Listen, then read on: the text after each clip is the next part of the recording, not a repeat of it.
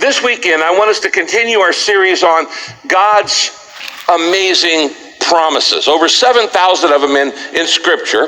And I specifically this weekend want us to look at one that you may not think is real appropriate for you until I explain it. And that is God's promises to you when you're afraid of failing. When you are afraid of failing.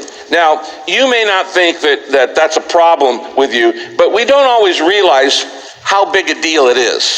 So I want to begin with a little quiz. We're not always self-aware about the fears that are inside of us. So let me read you 9 tests of do you have a fear of failure. Number 1, do you ever worry about what other people think about you? That's the fear of failure. Do you ever worry about your ability to go after a dream or a desire that's in your heart, but you thought, maybe, I don't know if I could do that or not. I dream of doing it, but I don't know if I could. That's the fear of failure. Do you ever worry that people will lose interest in you? Maybe people who are close to you, people who love you. Maybe do you ever worry that people won't think you are smart or competent? And I've got to hide. I don't want people to know that I really don't think I'm that smart. Do you ever worry about disappointing people whose opinion you value? Have you ever told anybody beforehand that you don't expect to succeed in a project in order to lower their expectations? That's the fear of failure. Do you ever get last-minute headaches, stomach aches, or other physical symptoms while preparing for something you think is important? That's the fear of failure. Do you ever get distracted or often get distracted by things that prevent you from completing your preparation, which were not as urgent as they seemed at the time? You get distracted. Number 9, do you tend to procrastinate and run out of time when you have to prepare for something? The fear of failure is behind most procrastination. Now, these are 9 common symptoms of the fear of failure. Now, no matter how successful you are in some areas of your life, there are others that you're scared to death about and you fail at. In fact, you fail in more areas of your life than you succeed. All of us do. Nobody can be good at everything. And so you're only really good at a few things. So that means most of the things in life you're not good at. You're a failure at. And we often don't want people to know that, and that anxiety causes us great problems. Now, the fear of failure will paralyze your potential. It will keep you from becoming all God intends for you to be. It will limit your purpose in life. The fear of failure is deathly. It will kill your dreams if you let them. It will rob your happiness. It will prevent your success. It can keep you single if you want to get married. The fear of failure. I could give you 100 negative things that the fear of failure does in your life. And so what I want to do today is talk about God's promises for the fear of failure. Now, this is so important. Jesus told a whole story about the fear of failure. It's called the parable of the talents. Now, we actually get our word talent from this story. Today, when I say the word talent, you think of abilities like a musical talent or a mathematical talent or mechanical talent or a sports talent. But we actually get the word talent from this story in the Bible. But in the Bible days, the word talent was actually a measurement of gold. Specifically, a talent of gold was amount of gold equal to the weight of a normal human being. So we're talking about an enormous amount of money. One talent would easily be worth over $1 million. A talent of gold, it is an exorbitant amount of money. Not just now, but in those days too. And Jesus tells this story about a fear of failure to represent how we're supposed to handle it. Let me read you the story. It's right here in Matthew chapter 25. Jesus told this story. A business owner was going to leave on a long journey, so he called his 3 servants together and he entrusted his wealth to them. To one servant, he gave 5 talents of money. That's a lot of money, maybe 5 million or more. To another, he gave 2 talents of money, and to a third servant, he gave 1 talent of money. That's still $1,000,000. And he did this each according to his own ability. And then he, the master, went on a journey. Now the servant who was entrusted with 5 talents went at once and used his money to gain back 5 more talents. In other words, he doubled his money. He made 100% on his investment. Pretty good investment. He had 5, now he's got 10. In the same way, the servant who was entrusted 2 talents, put his talents of money to work, and he gained 2 more. Again, he gets 100% return on his money, doubles his money. But the servant who had been given just the 1 talent did nothing. He went out and he dug a hole in the ground and he buried his master's money to keep it safe. Now, after a long time, the master of those 3 servants returned, and he asked each servant to give an account of what they had done with the money they had been entrusted with. Now, the man who had received 5 talents brought the other 5 that he had gained, and he said, "Master," he said, "you entrusted me with 5 talents, and see, I've gained 5 more for you here." His master replied, "Well done. Well done, you good and faithful servant. You have been faithful with a few things, so now I'm going to put you in charge of many greater things." Now, this is a parable, and Jesus is talking about he's invested in you, and he's asking you, when you get ready to come to heaven, what did you do with what I gave you? My job as your spiritual coach, my job as your pastor, is to prepare you for the day when God says, what did you do with what I gave you? What I entrusted you, what I loaned to you, the talent that I loaned to you. And he said, I've doubled. And he says, well done, good and faithful servant. You've been faithful with a few things. Now I'm going to put you in charge of more, greater responsibility. Come and share your master's happiness. That's what I want God to say to you when you get to heaven. Now then the man who had received 2 talents gave his account. "Master," he said, "you entrusted me with 2 talents, and I've gained for you 2 more. And his master said, well done to you, good and faithful servant. You also have been faithful with a few things. So now I'll put you in charge of many larger things. Come and share your master's happiness." Now the last part of the story is there on your outline if you're taking notes. But the servant who had been given just 1 talent said, "I was afraid I'd lose it." Now, if you're taking notes, circle on your outline the word afraid, because this is the fear of failure. He said, "I was afraid I'd lose what you gave me. So I hid your talent, the talent that you gave me." In other words, nothing ventured, nothing gained. I played it safe. "I went out and I buried it in the ground." Some of you have buried the talents that God has given you, and you're not using them. You're not using God's talents for his glory. "I went out and I buried it in the ground, and now I'm handing it back to you." Now, what's the master's reaction? That made the master mad.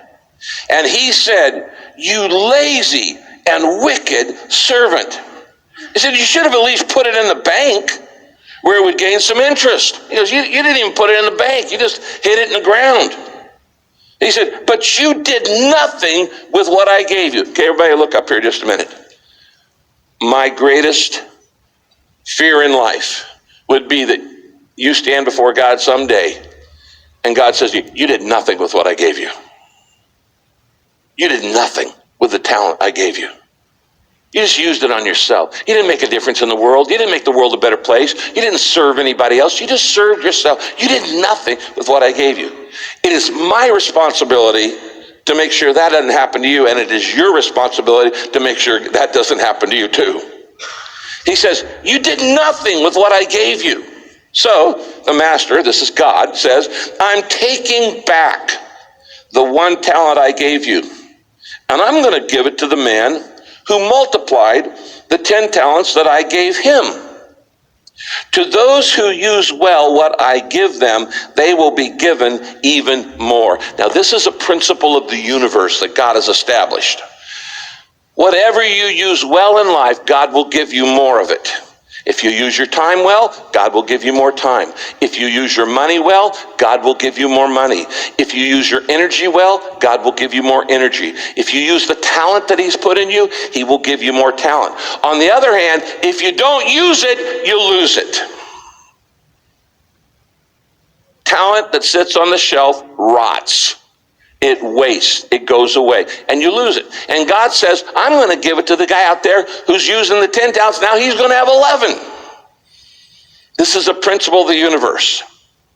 And so you've got to get rid of the fear of failure. I was afraid and I hid it in the ground. Now this is a pretty harsh reaction if you look at it. He says, you're lazy, you're wicked, and I'm going to take away what I gave you in the first place and give it to somebody else because you're not using what I gave you for the way I intended it. Here's the point of the story. You never please God by playing it safe. You never please God by playing it safe. Now follow me on the logic of this. If you don't take any risks in life, you don't need any faith. And if you don't have any faith, then at that point you are being unfaithful. Let me say it again. If you're not taking any risks in your life for the benefit of other people, for the glory of God, you're not taking any risk, then you don't need any faith. And if you don't have any faith, then at that point you are being unfaithful. And God says, that's wicked. It's not just lazy, it's wrong, it's evil. I made you to make a difference with your life, not just live for yourself.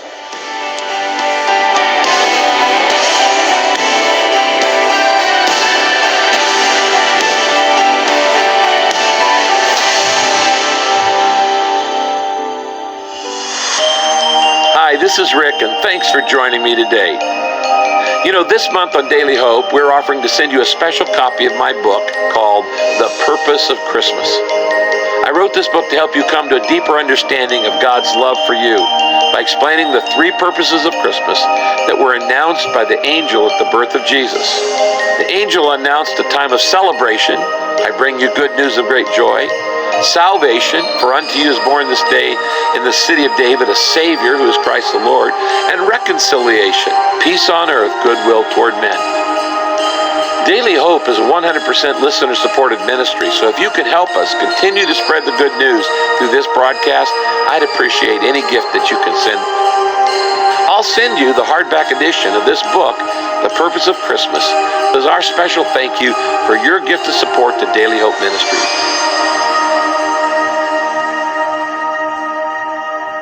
So you can see how important it really is for us to get rid of the fear of failure in our lives so we're not hiding our talents in the ground. How do I do that? Well, the Bible has a lot to say about this, tons to say about it. What I want to do today is just give you a quick overview, and we're going to look at 4 things you need to remember, 4 truths to remember, and then 4 action steps to take on how to reduce the fear of failure in your life. This is a good week for you to come to church.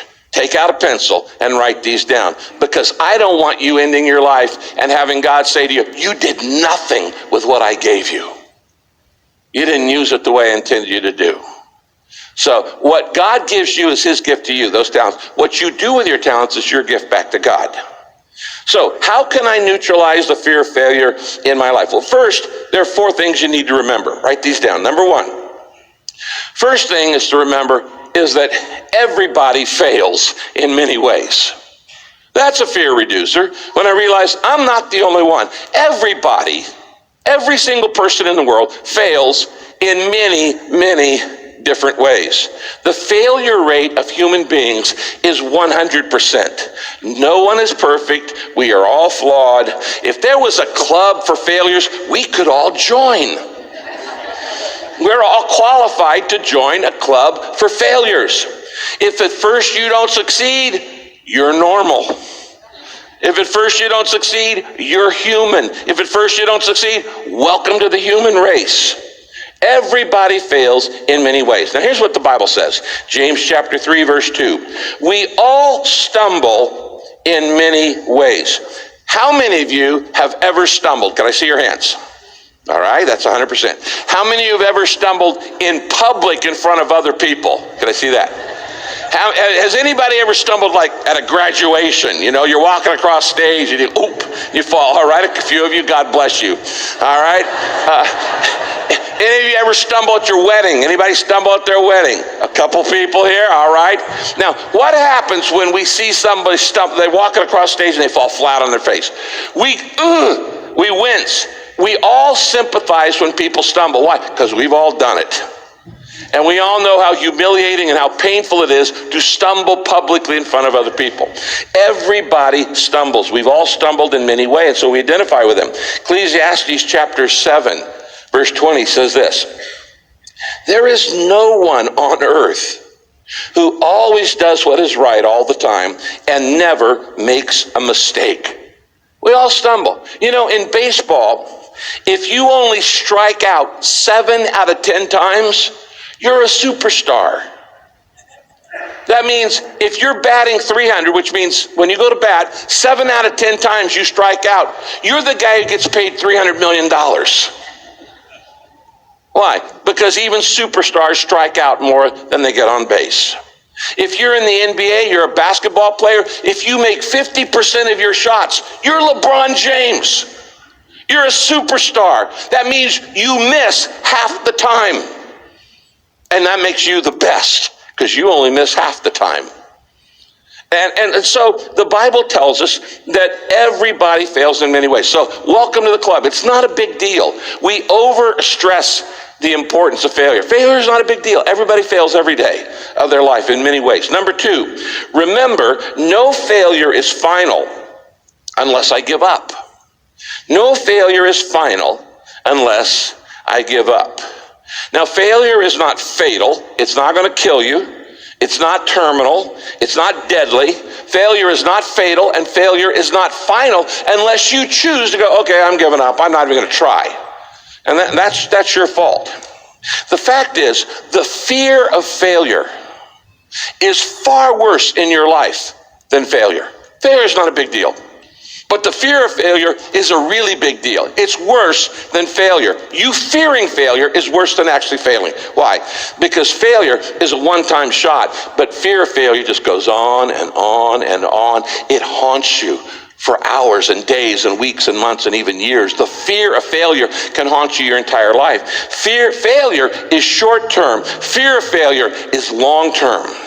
And when you have the fear of failure, then you don't even try, which makes you a failure. So you might as well go ahead and do it.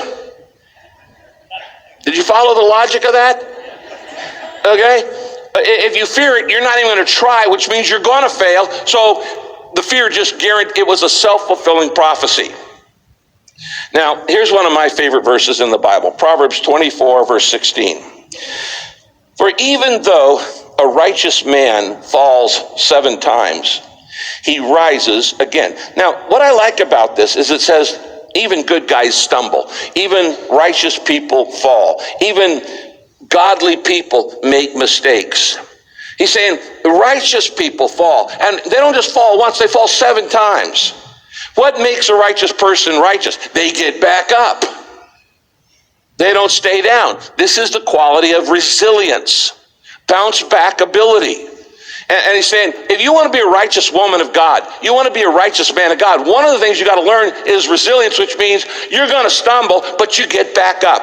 A righteous man, he stumbles 7 times, he still gets back up. It's the unrighteous person who says, I quit, I tried once, it doesn't work, I give up.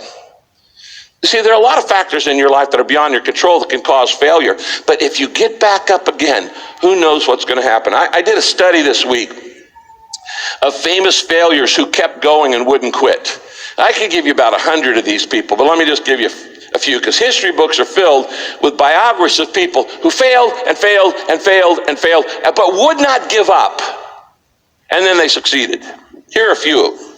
General George Washington, first president of the United States, lost 2/3 of all the battles he fought against the British in the American Revolution. I studied the American Revolution. In the first couple of years of the Revolutionary War, Washington lost almost every single battle. He's backing up. He's retreating, because he doesn't have the manpower to take on the British. But he would not give up. He lost 2 out of every 3 battles in the Revolutionary War. Lost more than he won. But he eventually won the war and became the first president and founder of our nation. How about Napoleon? Napoleon graduated 42nd in his class, a class of 43 people. Not exactly a brilliant guy, okay? But then he went on and conquered Europe, okay? How about Albert Einstein? You're not going to believe this, but Albert Einstein did not learn to speak. He didn't say a single word until he was over 4 years old. Any parent who has a child who doesn't say its first words until 4 years old, you think something's wrong with this child. They're probably stunted in their intellectual ability. Einstein did so poorly in school. All of his professors, all of his teachers said he'd be a failure. In fact, he failed at math. And he did so poorly in school at age 16, he failed to pass the entrance exam for the Swiss Polytechnic School. When he finally did get accepted into a college, he struggled so much that he nearly dropped out. And then he reinvented science and math. Babe Ruth hit 831 home runs in baseball, but he struck out 1,330 times. For years, Babe Ruth led the league in strikeouts, not just home runs. The Bible tells us no failure is final, but a righteous man gets up and rises again. Look at this next verse, Galatians 6:9. We must never get tired of doing good, because if we don't give up in the struggle, we will get our harvest at the proper time. If you keep on going, you don't let failure be final, you never know what's going to happen. Let me read you about this guy. At age 7, this little boy, at age 7, his family was forced out of their home, and he had to go to work to help support the family. At 7 years of age, he went to work. At age 9, he's still a shy little boy. His mother died. At age 22, he lost his job as a store clerk. He wanted to go to law school, but his education wasn't good enough. Age 23, he went into debt to become a partner in a small store. 3 years later, his partner died, leaving him a huge debt, which took years to repay. At age 28, after dating a young woman for 4 solid years, he asked her to marry him, and she said no. In his 30s, he ran for public office, and he lost. A couple years later, he ran again, and he lost again. At 37 years of age, on his third attempt to run for office, he's finally elected to Congress. But 2 years later, when he ran for re-election, he lost again. And he had a nervous breakdown as a result. At 41, in an unhappy marriage, his 4-year-old son died. At 42, he ran to be elected as the land officer, and he lost. At 45, he ran for the Senate in the United States, and he lost again. A few years later, he ran for vice presidency, and he lost again. At 49 years of age, he ran for the Senate and lost again. And then at 51, he was elected president of the United States. His name was Abraham Lincoln.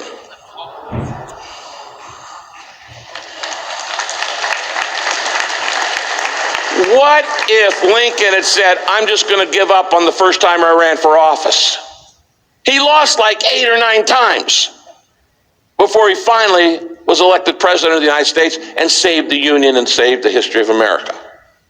You don't know what's in store for you. All of those past failures could be just prologue for your future. Failure is not the worst thing that can happen to you. There's a lot worse things than failure. So don't exaggerate. Here's the third thing you need to remember. First, remember everybody fails many ways. Second, no failure is final until you just choose to give up. Third, remember that failure is the path to success if I'm humble and willing to learn from it. If I'm humble and willing to learn from it, failure is the path to success. Now, there is no other path to success except through failure. Failure is the door to success. It's how you become a success. Nobody just has success without any failures unless you just get lucky once, and that's the last time you're going to do that. It's something that you learn from. If you don't learn from your failures, well then that really is a failure. Proverbs 28 verse 13 says this in the Bible. A man who refuses to admit his mistakes will never be successful. Okay? You're not learning from them and you're not admitting them. But if he confesses and forsakes them, in other words, you learn from your mistakes, he gets another chance. There are some things in life you only learn from failure. You can't learn them any other way. And so if there's some things you only learn from failure, you should stop calling it a failure and start calling it an education.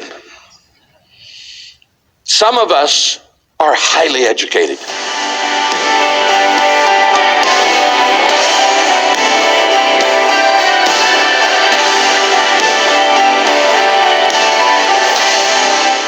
Hi friends, would it surprise you to know that there are entire groups of people who have never heard about Jesus still in our world today? I'm talking about the small tribes of less than 100,000 people who have never heard the name of Jesus Christ. Would you help me reach these unreached, unengaged people? You know, one of the reasons I started Daily Hope was to find partners who would help us take the hope of the good news of the gospel to the whole world, to the final frontier, these unreached, unengaged tribes. Jesus wants us to witness to all nations and to all people. He never made a person he didn't love. He never made a person he didn't want saved. And Jesus died so that all may be saved. So I'm asking you to help me in this Finishing the Task project.